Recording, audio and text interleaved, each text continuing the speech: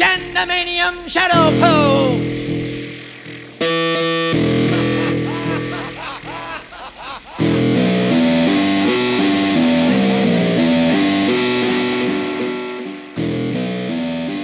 Hello, and welcome to the Bronze Age Monsters Shadow Show. This is a show we have not each and every week, we have it every other week for our loyal patrons. This season on the Shadow Show, we are going through Ulysses Bloodstone's appearances. Now we are in Rampaging Hulk. What we're going to be talking about tonight is a little different. We met a character named Samantha Eden who captured our hearts and is an amazing character, strong photographer. And so this is a, did you say that this is, so it's in Rampaging Hulk 3. It's before the Iron Man story? Yeah, I think she mentions at the end of the tape, like, he's gone to see Stark, or I sent him to see Stark. Yeah. Okay. It kind of sets up the story we'll be covering in the next Shadow Show.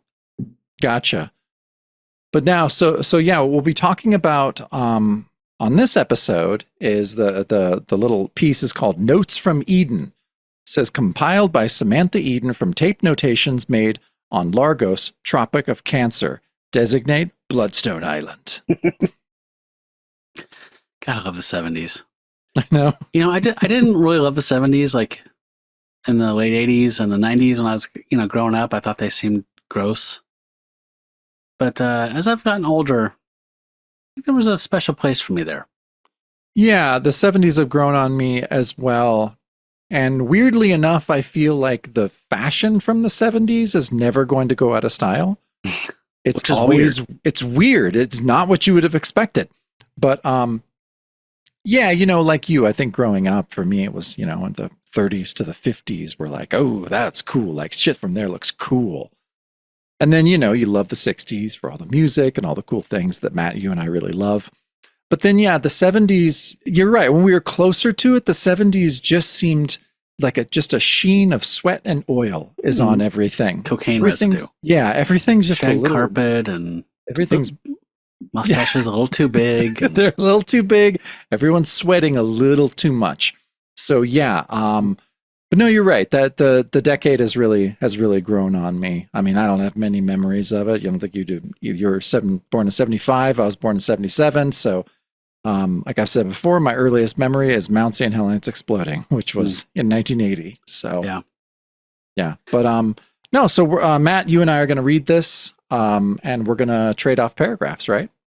Yeah, but before that, I did want to comment on this beautiful pinup. Coming right before it, and kind of acts as a cover page. It's solely credited to Rudy from 76. Most of this is from 77, right? These issues, I thought. Rampaging Hulk? I'm not sure, I actually. Thought so, yeah. So this might have been like conceptual stuff or something, but we've been talking through the Rampaging Hulk 1 and 2 issues that we're pretty sure that Rudy is the driving force behind the stuff and that the collaborator is just doing layouts. And I think this, this is goddamn gorgeous. Like, this is like, put your hand on your pants kind of looking stuff for me. I mean, he's whipping around at you and he's got his gauntlets they haven't explained why he has blood gems in these new gauntlets. No. Maybe we'll find out. But yeah, I mean, just this touch from Rudy, the giant looming figure in the background that has this kind of either stylized, like they almost look like scales, but I think it's just kind of like just a cool stylized kind of flourish of like late 60s, early 70s kind of pop art stuff. Some kind of queen between him and her. And in the bottom, you see him in his hunter form from 10,000 years ago, holding his spear with the rough-hewn tip. I mean, god damn, it's just gorgeous. It's really, really beautiful. And yeah, so what I imagined is that, yeah, this is concept art or tryout art for Rudy. Like, they're just like, okay, there was this character. See, what's your take on it? What would you think? And so, yeah, that was my impression that I got from this. That this is a tryout. I think the same thing. I think that he saw the first 2 issues of the Marvel Presents, and this was a tryout, and they said, "You're fucking hired." Yeah, exactly. Which was the right choice. Yeah, it was. I'm not entirely sure of the point of this dictation, the undying journalist, I suppose. However, I cannot really believe that I'm to be allowed to walk out of here with information of this nature to blithely write my feature story on the great monster hunter. Ulysses Bloodstone has never been known as much of a self-publicist, and yet I can't figure out why I've been given full run of his headquarters and free access to major portions of his files. Funny man, this Bloodstone. In most corners of the globe, he's considered either a legend or a farce.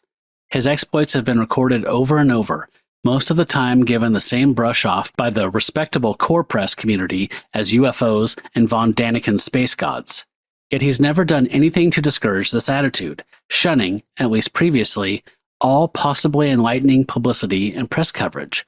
The PR kiss of death. Hell hath no fury as a press corps ignored. So why change now? I set out, spring of 76 or so, to track down Bloodstone. I figured there would be a lot of prestige in being the first journalist to get next to Bloodstone, even if he did turn out to be a fraud. A lot of others tried, but I had a few advantages. Primarily, these advantages were connections, very unlikely ones at that. Two in particular. One was PDQ Werner. Transcriptors note, pronounce that last name Werner, mostly called PDQ. He's a grade Z film director, king of the monster mashes, who manages to break even via a devoted cult following that feeds on kitsch. Still, his films aside, he's a delightful and witty eccentric who fancies himself grandiosely as a great international celebrity. I met him at a party in Paris, which he crashed and was promptly bounced from. With the copyright owners, Brad and I got it on for a while. That was during my less secure days when I was pushing myself as the great jet setter, but it didn't last long. We ended up adopting each other as brother and sister. He eventually went back and married the chocolate eclair. I don't know much about what happened after that because the next time I heard from him was near the end of 75. He mentioned he was working as an aide for a man named Ulysses Bloodstone. That, more or less, is how I got here.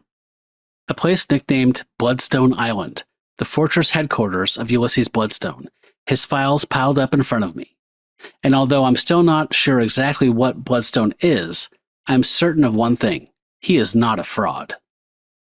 I spent some time tracking down Bloodstone, mostly through sources connected with Brad, and finally picked up their trail in Sao Paulo. I booked passage on an ocean liner out of Rio de Janeiro. I knew they would be on and was able to witness this man in action. Eventually, after being introduced by Brad, I was brought here. I didn't fully understand why, and I kept getting the feeling that there was something fishy about it, but it seemed okay. It got stranger. He revealed to me a case he's been working on, something about missing scientists, and he wanted to get in touch with S.H.I.E.L.D., and I told him to contact Tony Stark. I can see being grateful, but he packs up some villain he defeated called Killer Shrike, presumably to drop him off with the authorities, asked me to look over his files, and just takes off. I admit I'm a bit annoyed at being stranded like that. He didn't even ask if I might like to return with him. But I'm overwhelmed at the information I'm suddenly being made privy to. One thing I should note. Most of the items that Bloodstone has recorded about himself seem incredible. And I must confess, I'm skeptical. However, for the sake of this dictation, I am merely going to record what is in these files. I'll save major judgments for later. Bloodstone records that he has lived for approximately 10,000 years, having been a tribal hunter for a cluster of lake-dwelling peoples whom he thinks migrated seasonally in and around certain areas of what is now northern Europe. It was on a hunting foray back then that he first encountered a creature, I can't translate what he has here, named Alexo Quay Te Sin, who possessed some star-spawn jewel referred to here as both the Blood Gem and Hellfire Helix. The Hellfire Helix is defined in Bloodstone's notes as a focus in time and space through which magical energies that bind the universe all pass through. By learning to harness these energies as they pass through the stone, according to this, almost anything is possible. A lot of this stuff is vague in such a way that I suspect there are other files that Bloodstone will not show me. It seems some accident happened with the gem, Apparently, Alexel tried something nefarious with it, but utilizing Bloodstone, and it backfired. The gem was broken into hundreds of geometrically perfect pieces that spread across the globe. One of them, God, I hadn't realized, I had always assumed it was cosmetic, embedded itself in Bloodstone's chest. It is this gem fragment that keeps Bloodstone alive. Bloodstone defines it in his notes as a conditional invulnerability. A bullet, for instance, will puncture his skin, but it will not harm him at all, even if it punctures his heart or brain. It has to do with a type of instant cellular regeneration, combined with the gems having taken over certain physiological functions of Bloodstone's body. He is not invulnerable, however, because it is possible to kill him. If virtually every cell and molecule of the man Bloodstone could be totally obliterated, leaving no trace, in the same microsecond there would be no regeneration and he would be dead. The likelihood of such a thing happening, though, enters the range of improbability. So long as a cell of Bloodstone remains, he can be, well, cloned by the gem. It should be noted that the gem cannot be destroyed at all. These files, again, I suspect that I've actually been shown a carefully selected sampling based on what I don't know, are very vague about events of those 10,000 years. There's a clue here that he was around in ancient Egypt, and from a couple things stated and more implied, he spent part of those 10,000 years in suspended animation, but I don't know when. In 10,000 years, he has accumulated a vast wealth, which allows him to operate completely independently. However, he only recently acquired this island. I do not have an exact fix, but it is somewhere near the Caribbean on the Tropic of Cancer. This island is not officially registered except on sea route maps and was never settled because of treacherous shallow reefs surrounding it. It was named at one time Largos, but that has mostly been forgotten. Bloodstone records that after discovering the island, wouldn't you know it, PDQ, whom Bloodstone apparently had been working with, scouted the island as a location. He uncovered a secret and abandoned scientific installation concealed underground. After some investigation, it was discovered that it belonged to some brilliant Russian scientist who called himself the Gargoyle due to some physical deformity that made him an outcast. He was thought to have died in an atomic blast behind the Iron Curtain in early 1962. But there's evidence that he occupied this fortress as late as mid-1963. It is not known why he abandoned the place.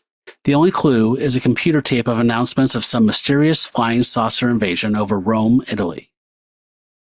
Bloodstone has acquired a wealth of knowledge over the years, mostly in the field of weaponry. He can use or invent any weapon he needs. His shotgun is a classic example. It has a very powerful power pack in its handle. It has an adjustable discharge that can be used to launch his shells, which can be detonated mentally as well as on impact, or, without shells, can create enough force to carry him for distances through the air, arcing, not flying. And although this island fortress is an engineering marvel, the epitome of efficiency and technology, I spent some time wandering around it, he uses only limited technology in the field, occasional hyped-up weapons like his shotgun, but mostly he likes to keep things basic and mobile. I should mention that, aside from his tremendous strength and the immortality factors, Bloodstone has acquired latent psi powers. His life has been devoted with a fanaticism to one purpose. Apparently, this Ulysses thing has also survived the 10,000 years, and the two of them have been warring for the different blood gem fragments. What would happen were Ulysses to assemble all the pieces is not made clear in these files, but Bloodstone indicates it could very well precipitate the end of the world. However, as of late, a new element has entered the picture. He suspects that others have learned of the gems and know of what they do, and are trying for them also. He has found evidence of gems being sought all across the globe. There is even evidence, though very little, that all these others are connected by a subtle web of conspiracy. His notes indicate much concern over this revelation. He also, in one journal entry filed here, expresses concern that 10,000 years of obsession has compartmentalized and dehumanized himself too much, that maybe he is too close to the menace to effectively fight it, that he needs to know what in him is human and what is cold, calculating fighting machine. That's the essentials of what I've gone over so far. I still am puzzled as to why he should go out of his way to make this information known to me. It doesn't make sense. But I suppose I will find out eventually. Whatever, this is good potential copy, and if I get out of here with it, it'll be worth plenty. You came for a story, Sam. You're walking away with a motherload. Okay, so what did you think of that? I thought it was really cool. I thought it was really well done. I thought it was well written. I think it's a very kind of concise and nice kind of biography and backstory. I like that it doesn't go into too much detail. Like how would she? I mean, I know she's reading this from files and stuff, but I like that she's just like, I don't know. He says 10,000 years. I mean, maybe he was here. Maybe he was. Like, I don't know. I don't think I'm being fed the whole picture, which I liked. I thought this was very like, yeah, I don't know. This is just one of those investigative journalism things. This is the Norless tapes that you love so much. This is, I don't know. I loved it. Yeah, she's like a pretty Kolchak. Pretty much. Right? I mean, yeah, I love that. I was confused about the gargoyle tie-in because right, that has not come up in our readings at all. So I'm wondering if in the Rampaging Hulk, there was a gargoyle story because he's an early villain, right? Yeah. So there must have been some weird tenuous connection that Warner did with the main book. Because what she's saying is that the Bloodstone Island was originally inhabited by the gargoyle character. Yeah. Yeah. Because when I first read through this, I thought it was going to say Centurious. I thought he took over Centurious' island, but this is different, and this is tied to the Hulk. Yeah. Ultimately. So, yeah, I'm wondering if, and again, we postulated that these were originally slotted in the early mid-60s as canon, the Hulk parts. And then it turns out later that Mantlo retconned them and that they're actually an alien TV show about the Hulk that's completely non-canonical. Yeah, but I just thought that was cool. I love, like you said, I love her, like Warner's writing is very concise, and he actually writes like you said, like a journalist. Like it has that voice in it and that kind of like edge and like perspective. So I thought this was really well written. I did too. This is like, what we always dreamed we would find that tape that could be transcribed with Buck Cowan. Yep. Talking about his different paranormal investigations. No, this was cool. Yeah, it's exciting, and it's cool they put that in the magazine. Just kind of, I mean, what would you assume the function is, like to catch up new readers that didn't read Marvel Presents? Yeah, I mean, I think catch up new readers, but it's not a synopsis of Marvel Presents at all. So I think this is just this is a really cool way to grow the character and make the character more mysterious. I'm not sure exactly how many copies those Marvel Presents sold. I don't know exactly what the general knowledge of Bloodstone was at this point, but I don't know. I think the way that this piece dealt with his backstory, I thought was super cool. So this is the first time, I agree. This is the first time that Warner has got to talk about the backstory of the character since the Marvel Presents stories. And I'm guessing that, again, we've kind of come to realize that the sales figures were intuitive gut stuff that were not based on actual figures until like 6 months out. So when they dump something 2 or 3 issues in, that is not based on data at all. That is based on an impression or not getting enough letters. It's not based on sales. So like we found out that Brother Voodoo was actually selling pretty goddamn well. And they canceled it before it had time to keep going, and found out, later that was actually holding the book up. Yeah. So here it seems like he's kind of filling in the stuff that he's hasn't felt comfortable doing yet in Rampaging Hulk, which is diving into the weirdness and the dark and the deep of it. Like it feels like we mentioned the last episode, it feels like he's been trying to make this a big, bright action thing, and at its heart, it's actually kind of a dark, weird horror story. Yeah. And he's not doing it yet. So he's like finding these ways to scratch that itch narratively. Yeah. And to keep building the character up that he knows it needs to do, but he's not quite married the art, beautiful art, and the Rampaging Hulk stories yet with that storytelling, which is kind of frustrating. But I love this approach, and I love this idea of just like approaching this character that we've been following for a little bit here from a completely new perspective and getting a completely clean third person look at them. Like, I love when people do that. Like, pull out completely different person telling the story now. You know, it's not Rashomon, but it's like this person that we think is an awesome journalist. Like, she was a photojournalist, but it seems like she's an all-in-one journalist. It seems like she's a photographer who does her own research as well and like gets her own stories. So like, she's already like skeptical of this dude, but she's having her mind blown at the same time. But she's still keeping that kind of like, well, he says this, and like, I don't think I'm getting all the information. I mean, I love that kind of skeptical approach to him. So, still love Samantha. Yeah, absolutely. She's the best. Cool. All right. So, this was kind of a little filler between the Hulk story and the Golden Avenger story when Bloodstone goes back to the mainland and talks to Tony Stark about the missing scientists. So we'll be doing that on the next Shadow Show. And I was actually happy for a little break here. Yeah, me too. I thought that this was perfect that you schedule it this way. Yeah, so it was fun. So, all right, let's talk about a movie. Yes.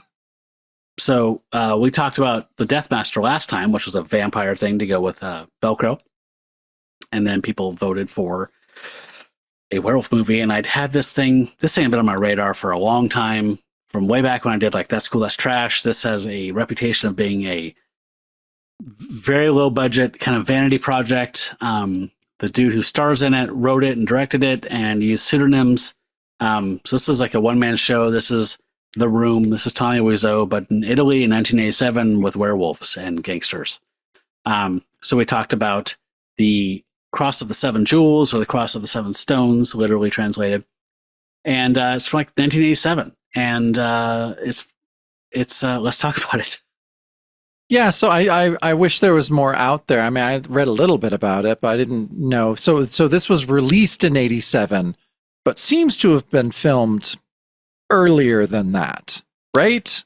Yes, but doesn't it also kind of have that thing? Like, there's a Mystery Science Theater episode that was, I think it's called Zombie Massacre or something like that. But it's a Canadian horror movie, and so they made a joke like, this is either America in 1987 or Canada in 1993. Like, yeah, you know, no, like, yeah, there is that disconnect, and I could definitely be like, oh, this is like what America would have looked like in 1980. Yeah. But yeah, I don't know. It's just I think that low budget field, it makes it difficult to kind of figure out what time this was actually shot.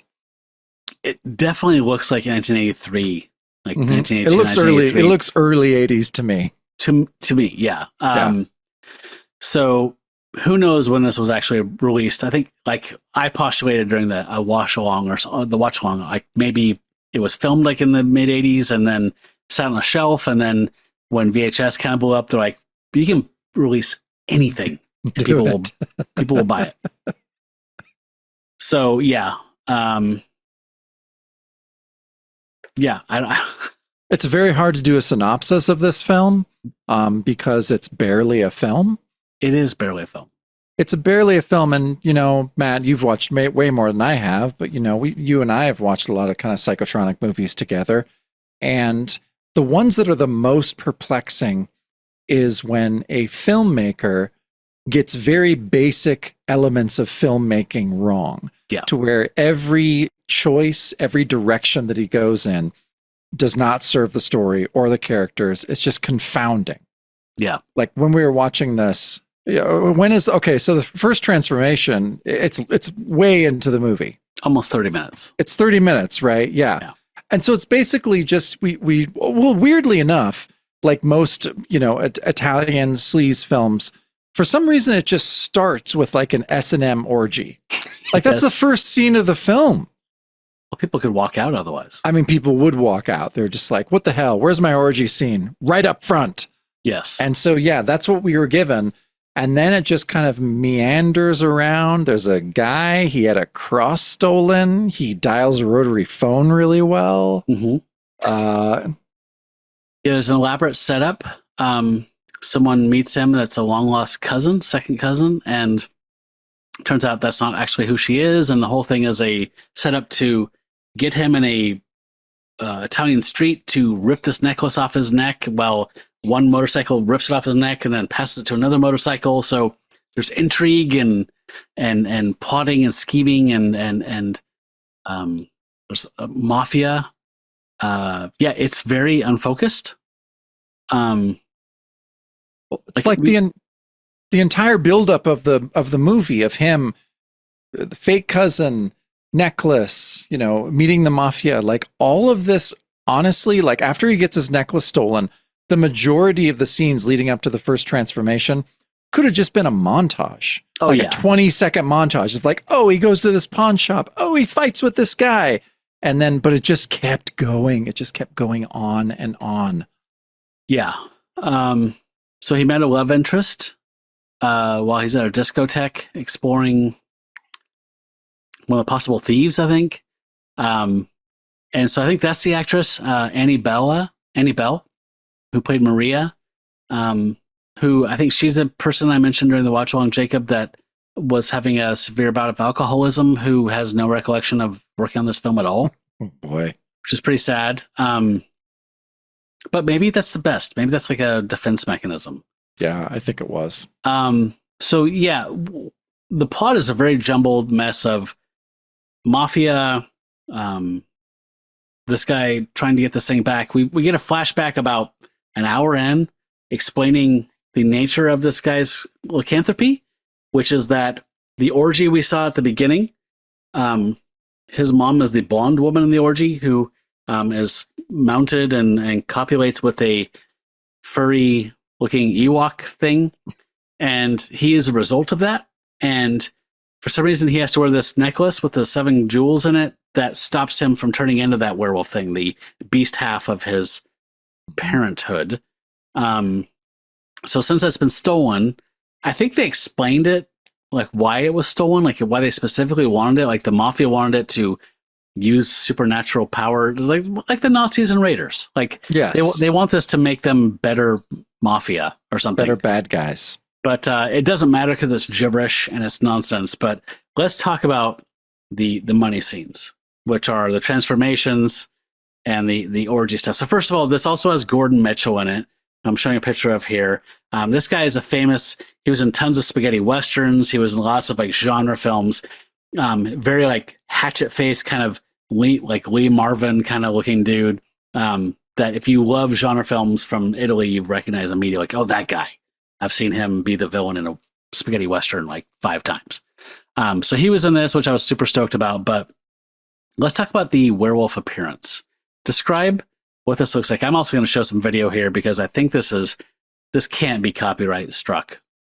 I would hope not, because everyone needs to see this. I mean, it is the most ridiculous werewolf costume that we've ever seen out of the 52 werewolf films that we've watched. Like, This is, it's unbelievable. So it's like a half Chewbacca mask. Yep.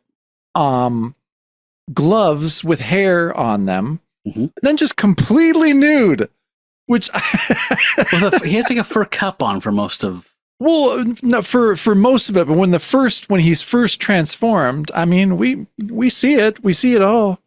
I swear, in that first transformation, about 30 minutes in, he is fully nude, waist down. Yeah, he is. And for subsequent werewolf scenes, it's like he has a merkin on.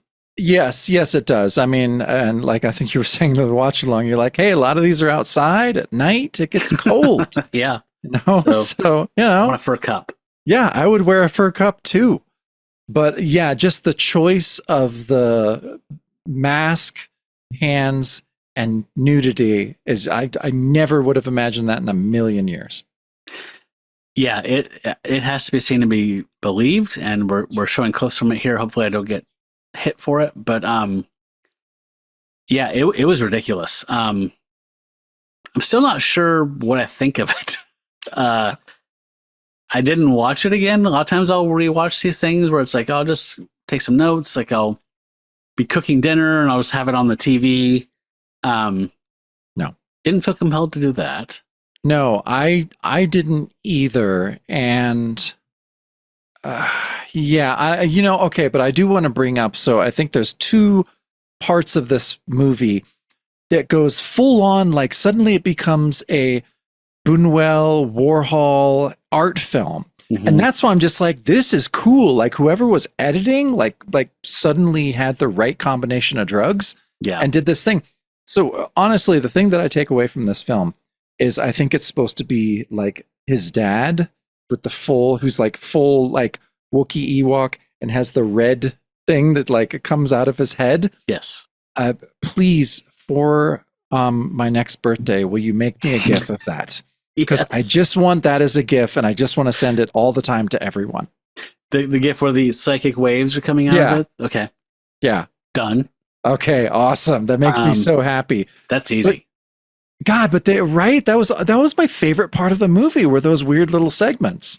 Yeah, the flashbacks to his origin story, like you said, we're like Bunwellian, like Man Ray, like just these completely surreal, completely worked, and I absolutely love them.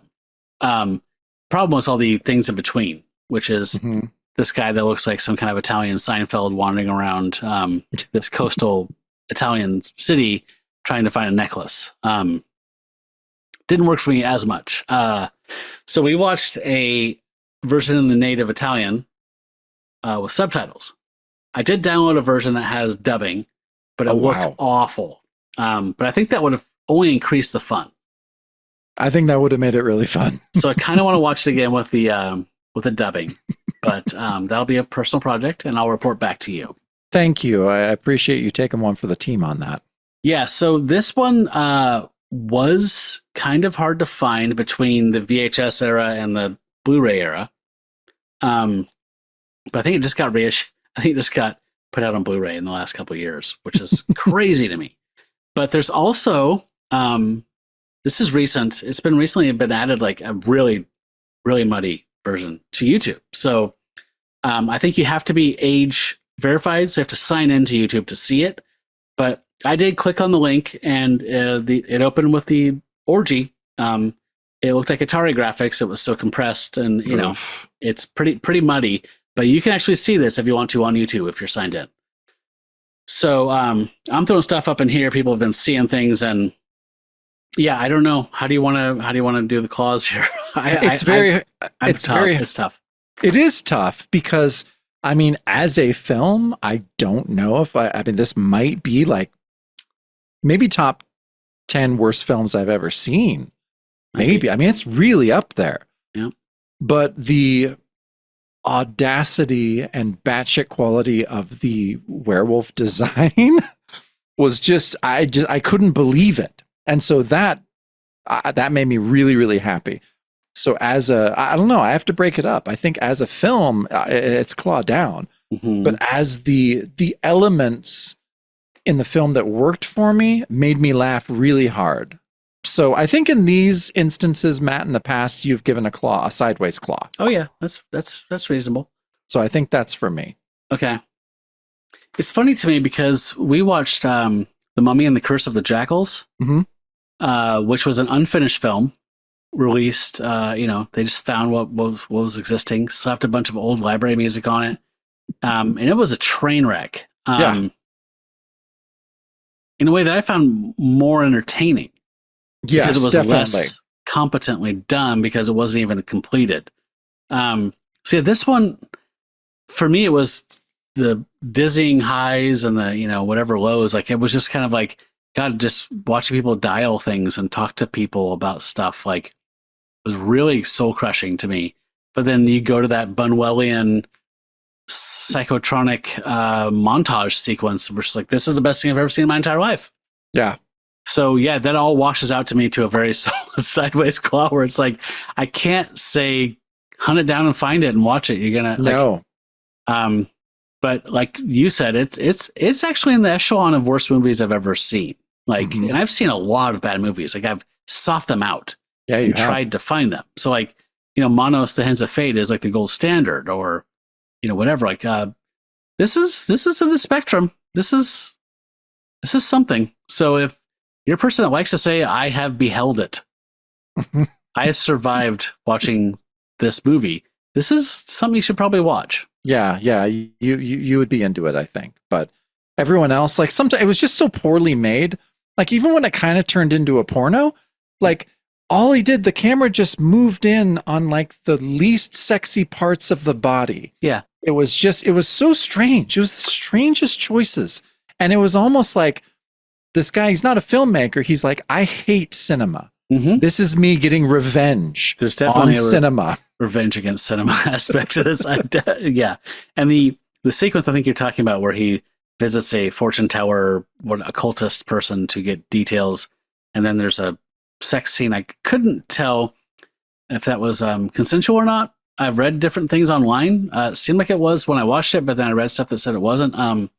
But that was definitely like Tommy Wiseau in the room, where it's kind of like, that's her navel. Like, where are you thrusting there? Like, it's incompetent upon incompetent, like just layers of badness. Yeah. I think that's the thing for me, is wildly uneven. Like, yeah, I would be really frustrated with it. And like, this been 20 minutes, nothing's happened. And then the coolest thing ever would happen. And then 20 minutes of that. So yeah, definite solid sideways for me on that. Yeah. Yeah. I did not pick our next movie yet. That's okay. Yeah. I think it's a Shreve. Okay. Shreve nudged them out. And I decided that Shreve is either a straight up World War II set horror film or Psychotronic Wildcard, because I've downloaded gigabytes of weird ass movies from all over the world that I've not watched yet. And I thought, let's just use some of these as just an opportunity to watch stuff like the movie we watched. Like, just, could be the worst thing ever. Could be a hidden gem. Could be some Sri Lankan nightmare. We don't know. We'll find out together. Who knows? So it'll be one of those. I haven't picked what it is yet, though. Cool. Yeah. All right. So let's do a little bit of personal talk. Okay. You want to go first or me? Well, I just have to, I'm going to be starting a new sequence for these little things we do for Matt's musings, but I'm not going to share any yet. Okay. So, but I will mention, I did mention this on the Discord, but I did start reading this book that I stole from somewhere called Lost Cities of the Ancients Unearthed by Warren Smith from 1976. I just grabbed it from a pile of books somewhere, and it feels like just like this shit has been coming up so much, like between Creature Commandos now and the Ulysses Bloodstone and stuff like that, like just the kind of ancient astronauts or whatever kind of thing of these intelligent life coming to ancient man and doing something and dropping a seed and creating these things, or intending to, has been coming up. So I just started reading this, and you introduced me to Zechariah Sitchin and the Earth Chronicles like 20 years ago. I love the 12th Planet. I feel like the books of the series kind of drop off in quality, or at least readability or whatever after, I think I stopped off at the third or fourth one when he's talking about like the Mayan civilizations being gold mining operations for the aliens. But this is just definitely like supermarket checkout level. And it's just a bunch of stuff talking about like Lopez de Aguirre and like just all the different Spaniards who were trying to find these things they'd heard about by conquering these people, torturing them, and then having them say, yes, there's a whole city of gold. I'll take you there. Just don't cut my testicles off. And then, going in the jungle and being eaten by cannibals and killed by jaguars and whatever. So it's just like, it reads like this pulp men's action, whatever. It's just nonsense and gibberish. Like the Nazca, things you can see from the plane that they thought were done for pilots back in the ancient world and whatever. It's all that nonsense before you and I were lamenting the 21st century, when it became a cottage industry to go on cable TV and fill history channels off hours by just talking about this nonsense over and over again. And it's just tired now. But this is like back when it was primo stuff from 76, when it was just people just full of wonder and all these translations of Spanish stuff that's like, from these the king's like records that were sent back. Like, I'm having 500 locals take me into the jungle to find this golden city and all this stuff, and it's hilarious. So super fun. I'm sure you can find it for 99 cents if you like crappy pseudoscience and weirdness. Worth a check. That's cool. Yeah, I'd love to read that one. I love that stuff, and I have quite a bit of it in my collection. So we're of one mind on that. Who wrote that Hollow Earth one that you posted a picture of? Shit, I can't remember. When was that published? Is that like the 40s? I thought that it was written kind of that. I think it didn't get published, or at least in the pocketbook version, it didn't get published, I think, until the late 50s, early 60s. But I thought some of it was written before then. It is like, that's the best thing. Like Sitchin is interesting and the ideas are fun, but Sitchin is like a historian and scholar, and I don't know, I don't believe in any of that stuff, but I liked it. It was really entertaining. But it gets, his books have a diminishing return because it gets so scholarly in a way where I'm just like, oh, this is kind of boring. But the stuff that I realized, like you did, is that, the He-Man adventure, Lost Cities, like that whole thing just cracks me up. And even like some of the early like mystical or paranormal books, like Charles Berlitz did like the Atlantis one and some other ones. And then there's one that I like that I think Berlitz just did the foreword to. It was the first book on the Philadelphia experiment. Oh, cool. Really fucking cool. That's one that I go back to again and again because it's just this really cool, weird story, and just the way that the story comes out. Like, some of those books are really entertaining. They're entertaining. I will say that's the strongest trait for me is like, there's definitely, I definitely don't want anybody to think that I'm like buying into them. It's no. It's just fun. It's fun, just speculative fiction to me, basically. Yes. No, it is a lot of fun. And I mean, I love that Hollow Earth one. I love that if you like, kind of Google and talk about Hollow Earth, like it talks about I think even on the wiki, it talks about, oh, well, this is where a lot of the, legends came from. And this is where it gets kind of, in popular literature. And then it was just like, disproving of the Hollow Earth theory. And the first one is just like one word, gravity. You're no fun. Yeah. So I always loved that. But I love that stuff. And I mean, I don't think, neither of us are going to make our lives about it or even believe it's true, but it's fun as hell. I will say that first Sitchin book, though, The 12th Planet, it's reading that one, definitely kind of like you said, he's very scholarly and he backs stuff up for kind of like, like of all that stuff. I haven't read Chariots of the Gods, but The 12th Planet, where I was definitely kind of like, okay, there might be something here. Like, I'm not buying into this, but there's something worth talking about.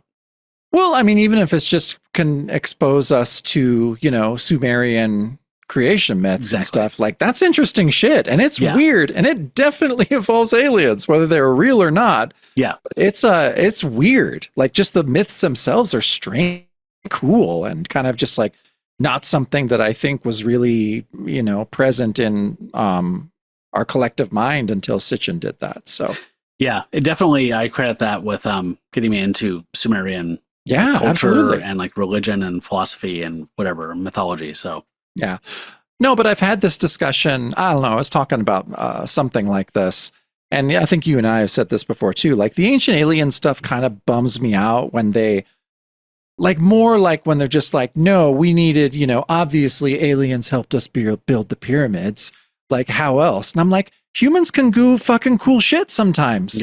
Like, we're cool. Why do you have to, maybe that was the one time that we did something really awesome engineering wise. And you're just going to blame it on aliens? No, that's not cool. We can do cool shit. Millions of slave spirits from the afterlife who are saying, fuck you. Saying, fuck you. Like, no, humanity's great. We do terrible things, but, sometimes we do things that are kind of cool. So I carry like 3 stones. That was my whole life's work. The fuck off. Tractor beams. Well, Matt, I told you that I had a Tales from the Library that I thought was very appropriate to our audience. And so, I figure I'll just, I'll go ahead and do that. So, everyone here knows, I'm the teen librarian at a very rural library.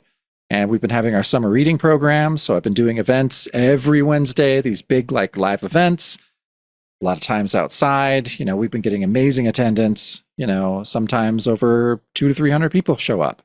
It's crazy. Damn. Yeah, it was crazy. So I've also been like, I think in youth services during the summer, kids, especially kids in a small town, they need shit to do. And so I try and have as much shit as possible for them to do. So I'm doing programs every other day, like just for teens and just for, so yeah, I do a lot, and I'm kind of burning out as we speak. By the end of August, I'm just like, I don't know, man. I don't have it anymore. But I also take it very seriously because I love my job, and I think that it does kind of matter. And so I have really high standards, and I get weirdly, I'm not a competitive person. I don't give a fuck. I hate sports. I don't like it. I don't give a shit.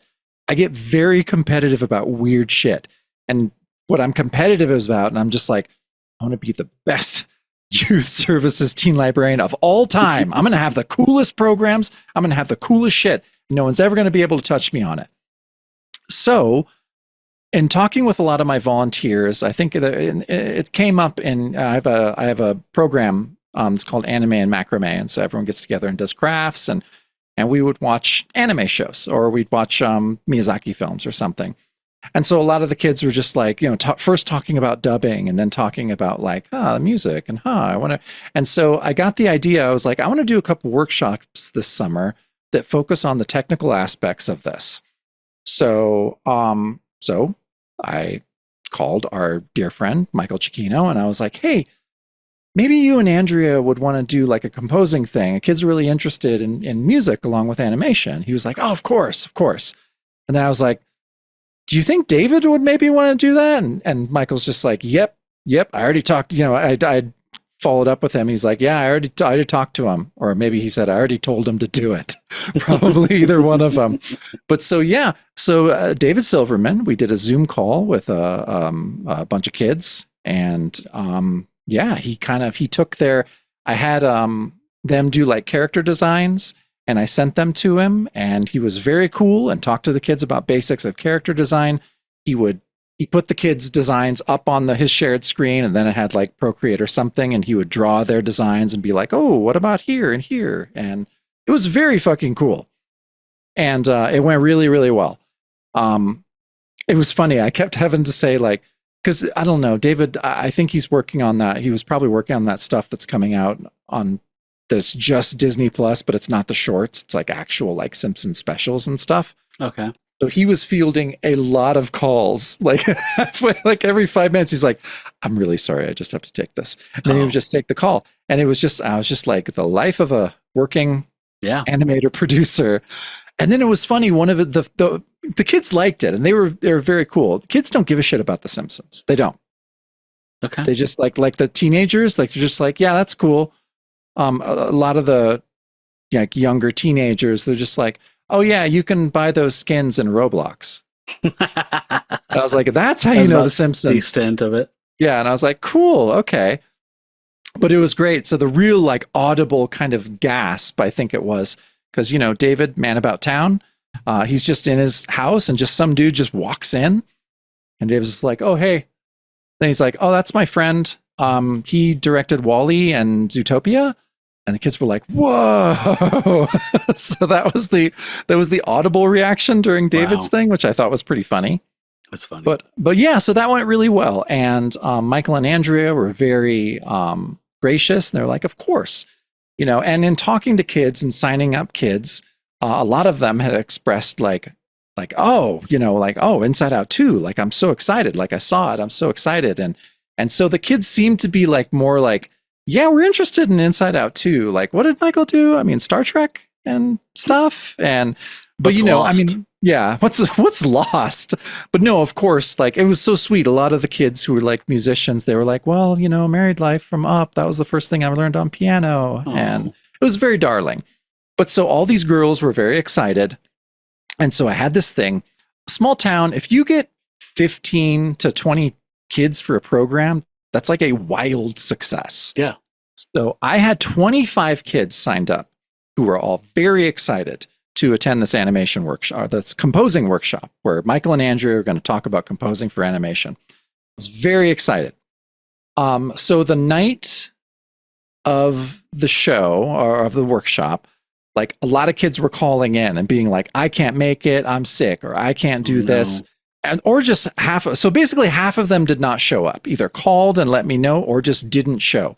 Of those, the half that didn't show up, those are the ones that were excited about Inside Out 2. And so it was kind of this like comedy of errors that it went great, of course. Like, and the kids that really got into it were so into it, and their smiles were amazing, and they were so excited. And Michael and Andrea were so cool about stuff. And they were so sweet. But so I was just like, oh, this is a fucking disaster. I cannot believe this is happening. So all of my library kids, like my teen volunteers, like my little library family, like they were all very excited.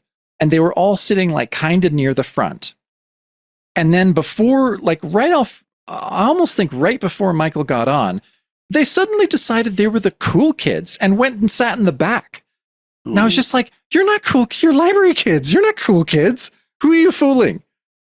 And so all my cool kids, as they thought, were in the back. So I was sitting up front, and there were two seats. There are two seats to my left and one to my right.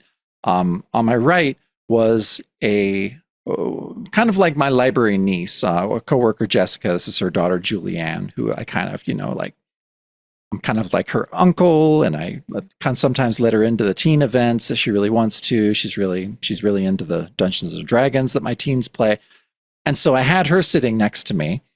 And then these two boys that I'd never met before, I don't know if they're twins or maybe they're just 1 or 2 years apart, and they sat on this side of me. For this event, we had this thing called the Owl, which is a speaker camera that looks like a little owl, and it uses AI or whatever, and it'll follow like who's talking. So someone talks over here, and then someone talks over there. I think it's cool. It's pretty cool. But what happened? So Michael and Andrea come on, and they're so cool. Like they are really, really great. Of course they are. Andrea was super sweet. It was very inspiring and very cool. So what we were seeing on the screen was really amazing. But what I was seeing on top of our screen was where the camera was going. So, my little niece, Julianne, decided she was super pissed off. She's 10.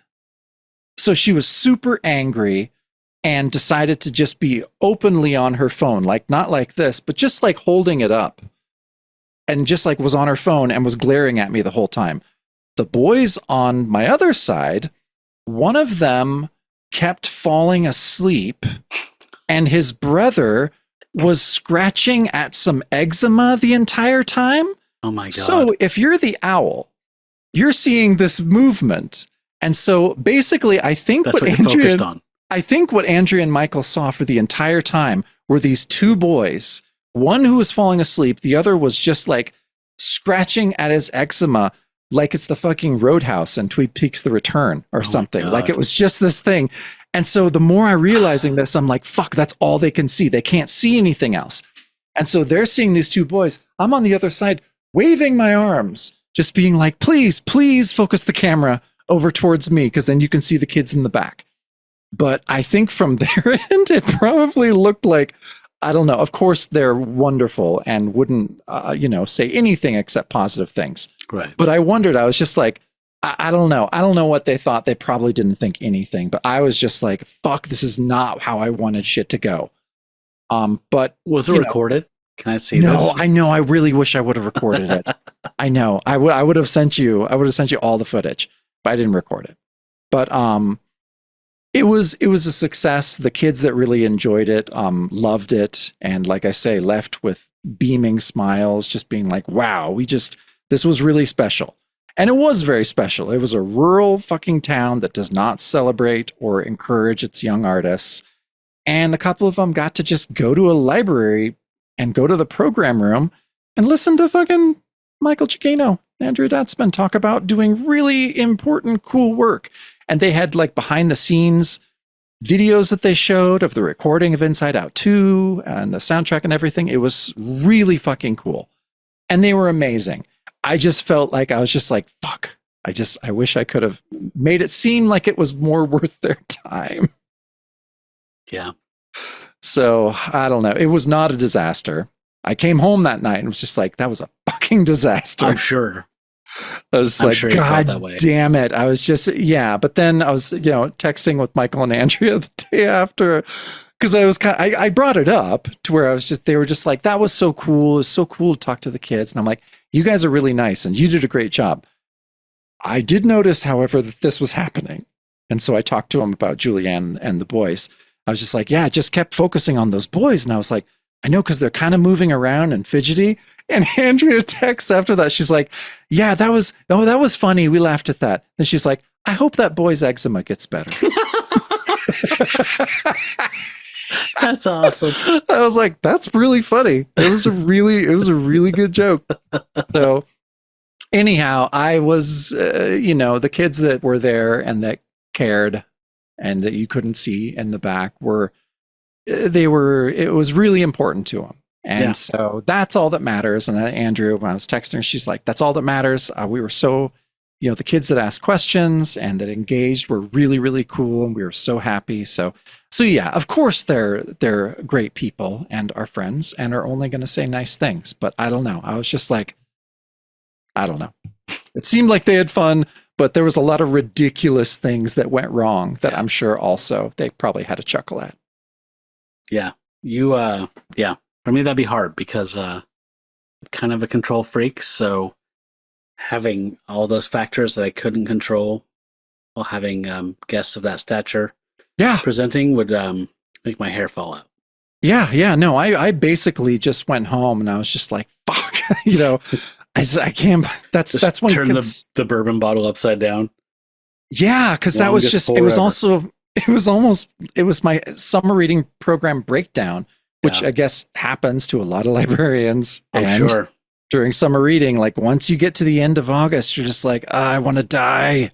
Yeah, I would imagine that come September, you probably just kind of mentally and emotionally hibernate for a few weeks. Yeah, I've been planning my programs for September, and they're not a ton. Yeah, I'm kind of just taking some time to regroup. When school starts again, you deserve a break. Oh, and we do. I mean, the library on the youth services side is pretty chill, like 8 months out of the year, and then you have your 2 weeks for Christmas break and spring break, and then summer. And the library is very busy. I mean, I'm sure they're always busy when kids are out of school, but literally, there's nothing for kids to do in this town. Right. Yeah. So you just have to be the cool dad for 3 months. You have to be the cool dad for 3 months and just be like, nope, come here and hang out. Yep.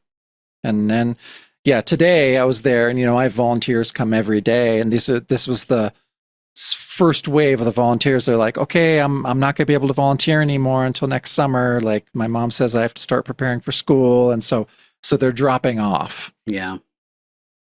So, which I was just like, oh, it's making me a little sad. Yeah, definitely. Kidding? Yeah.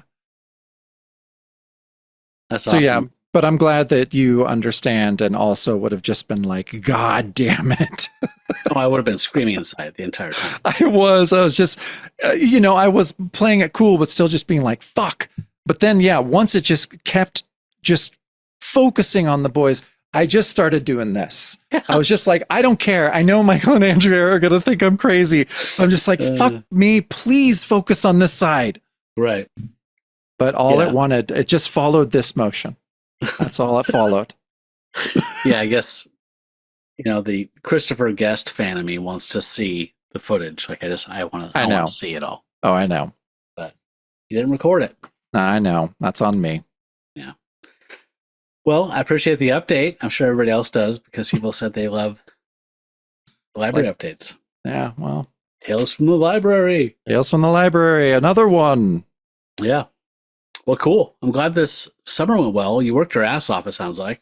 I did. I really did. It is a lot of work. And the final event we have is tomorrow, and it's a musician, and he's just like, he sings kid songs, has a puppet.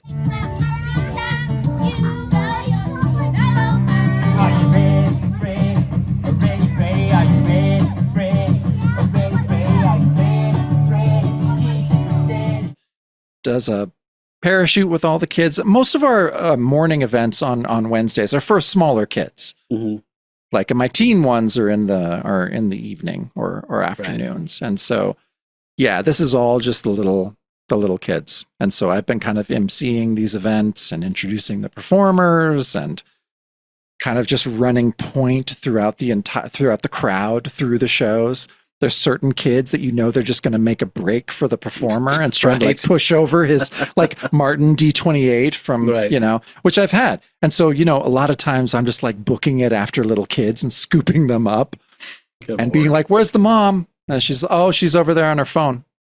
Cool. So is this a local person? No, I think so we booked a bunch of performers. Only one or two was local. This it's Red Yarn, I think is his name, and he's from Portland, I think. Gravy. Sorry, you're right. It is Wavy Gravy. I had a guy named Mo Phillips who came from Portland, who's really, really great as a kids entertainer. We had I've heard of Mo Phillips, actually. Yeah, he's great. And we had the museum, the like natural history department. That's right. Yeah. Yeah, that was really fucking cool. That went so well. And it was just some student, just probably some kid but he was so good. And he talked about, the ocean and the different sea life outside the Oregon coast. And it was so cool. So most of these OIMB or from U of O? I think he's from U of O. Okay. Because the U of O people came last time as well. Okay. No, wait, OIMB is the Oregon Institute of Marine Biology?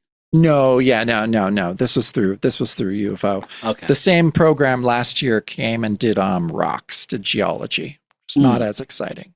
But so no, we get a grant for a summer reading program through I think it's through ALA.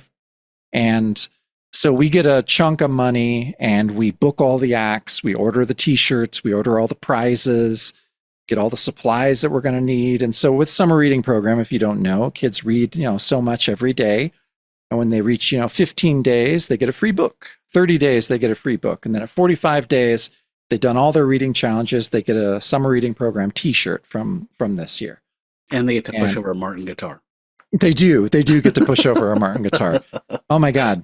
That little girl, I gotta call her. She's the chaos demon every time. And she's just like human nature, right? It's not even like maleficence. It's just like there's a thing. It's valuable. Gotta knock it over. Yeah, but no, I really feel like there is a little bit of malicious intent in this 3-year-old because before she's done this, she looks right at me and just smiles and then boom, and then just runs like full force either into the street or at a performer. And so I was just like, you know what you're doing, 3-year-old girl. Okay. So you're right. She's chaos agent. Yeah, she really is. But then the rest of the time, I'm just going around, making sure all the parents are good, making sure the kids are good. There's an organization here called Integral Youth Services, IYS, and they do free sack lunches. So they'll come and they'll have sack lunches that anyone under 18 can just go up and grab. It's just like a simple sandwich, maybe some fruit. So parents... Summer? Yeah, it's all summer. So parents can come to the performances, they stay, and then their kids get to sit on the lawn and eat a free sack lunch. That's awesome. It's fucking rad. So, yeah, but the majority of the performers that we booked are from Portland. Okay. Yeah. You guys put them up? Yeah, some of them we do put up. Actually, most of them we put up. Oh my God, they make a lot of money. I mean, no, sure they don't. They do. I mean, they're well paid.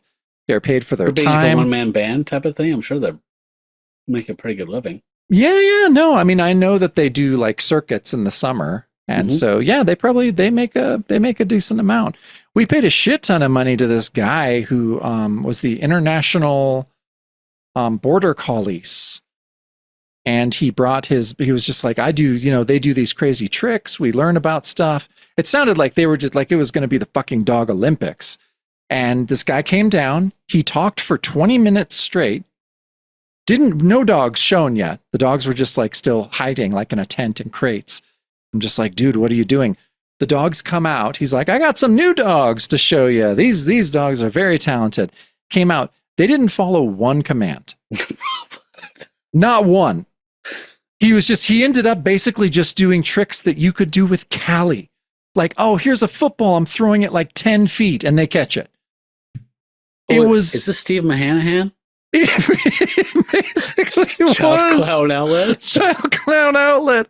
But he was doing this, and the kids were just like, the dog would catch the frisbee that any dog could do. And the kids were like, yay, and they were cheering. But me and all the parents, we were just like, what the fuck is going on?